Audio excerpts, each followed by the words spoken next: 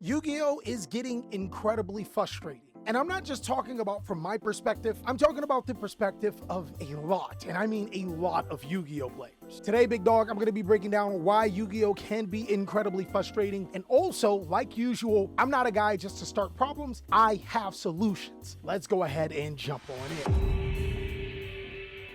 So I think that there's a couple of core problems in Yu-Gi-Oh right now that have just been getting exacerbated and have been getting worse over the course of the year. I think one of the biggest problems stemmed from the Snake Eyes strategy back in the beginning of the year. This strategy, when it was first introduced in Age of Overlord, was kind of cool but gimmicky. But then when it got new support in Phantom Nightmare, we quickly realized that this is one of the most degenerate decks of all time. We've already talked about the biggest problem about this deck in the video before. It's essentially a one-card combo deck, and with 2 cards, you can play through an opponent's interaction. This not only means that this deck is incredibly hard to counter, mathematically, you're going to have to play anywhere between 15 to 20 interruptions yourself just to consistently draw 2 or 3 ways to be able to stop this deck. It also, right off the bat, makes so many other strategies obsolete because those particular strategies need multiple cards in their hand to be able to play their own combo, giving them less chances to have those interrupts and a little bit more susceptible to interrupts themselves. We thought it was going to be the savior because being able to hit Snake Eyes,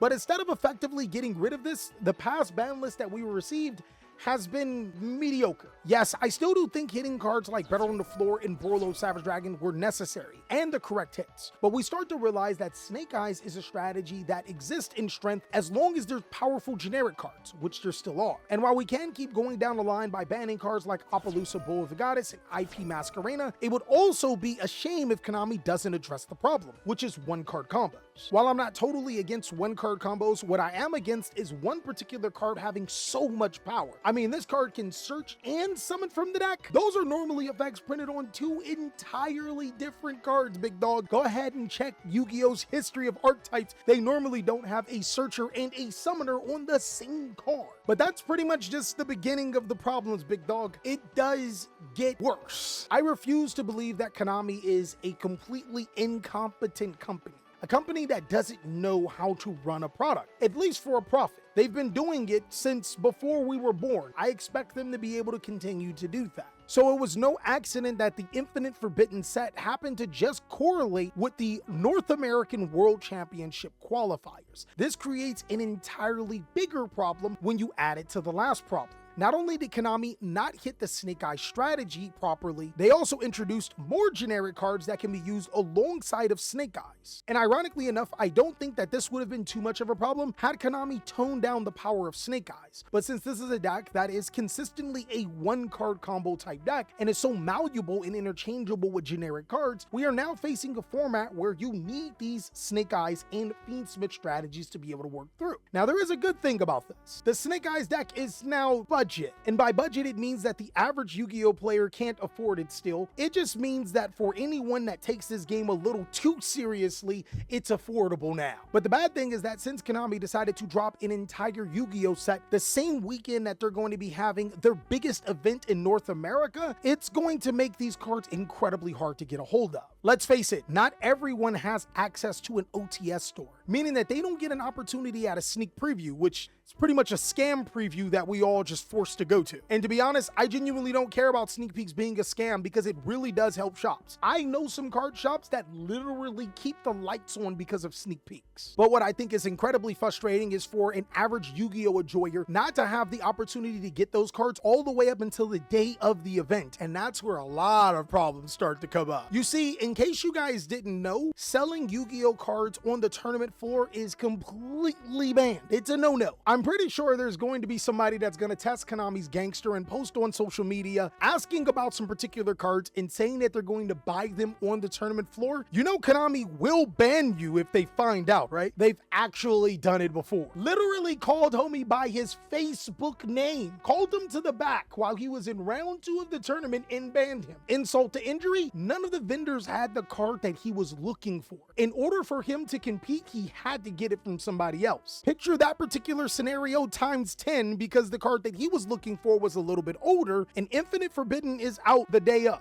Now, as you already know, there is a tale of two stories, and Konami does ban on-floor purchases in order to promote the vendors and the card stores that are there. But the problem with that is that means that card stores have monopoly over Infinite Forbidden because of the short time frame and the necessity of these cards. They could charge something like $150 a piece for Engraver Fiendsmith, and you would have to buy it. Crazy. Chat, I ain't no snitch, but I know some people that are literally licking their lips at this opportunity. They are going to this event because they are going to make bankroll. Who am I lying to? I'm a snitch when it's convenient. Just don't piss me off and it won't be no gains. But because of this particular situation, we're possibly in the most expensive Yu-Gi-Oh format of all time if you take away prize cards. The Teleport Dark Arm deck was incredibly expensive, but keep in mind you had to play 1 to 2 prize cards inside of the deck at the time in Gold Sarcophagus and Crush Card Virus. And I'm telling you right now, niggas was not affording those cards in every single deck. We had budget versions still being expensive, but nowhere near that expensive. I've done my calculations, and at the base, the very lowest, Snake Eyes is in $1,000 Yu-Gi-Oh deck at the time. Keep in mind, you still have to account for your plane trip, your room and board, and your entry. All of this to get a Nintendo Switch, a Yu-Gi-Oh card, and a map. Oh, I forgot, the deck box. Now, we're playing this Yu-Gi-Oh card game because we love it, but if we're talking about cost effectiveness, I could fund a whole trip all the way out to Jamaica with a couple of strippers and have a way better time. And they ain't even gotta do nothing strange for the change for Daddy Cali. They just gotta turn around and help old man Cali out. Now, there is a little bit of good here. Konami actually did communicate with us. It may not have been the information that we needed, but it was very much appreciated. They told us that there won't be a ban list until the end of August. This is so bittersweet because we haven't had this type of communication in so long, but to find out that we're stuck in this format for an entire month is kind of depressing. It's so depressing that when I found out this, I didn't want to go to Nats. And the only reason why I'm going is I already paid for my ticket. I genuinely do not care about going to the event to compete with some sweaty men for grueling hours just to get a Nintendo Switch trip and a trip to Seattle. I can literally haul my ass on a Spirit airline. Hell, I can go first class